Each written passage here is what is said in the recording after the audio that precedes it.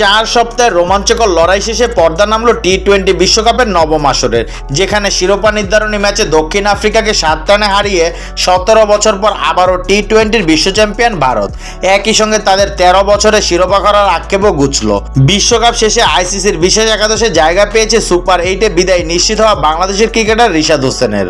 বিশ্বকাপ জুড়ে ব্যক্তিগত ক্রিকেটারদের পারফরমেন্সের উপর ভিত্তি করে পয়েন্ট দিয়েছে বিশ্ব ক্রিকেটের নিয়ন্ত্রণ সংস্থাটি।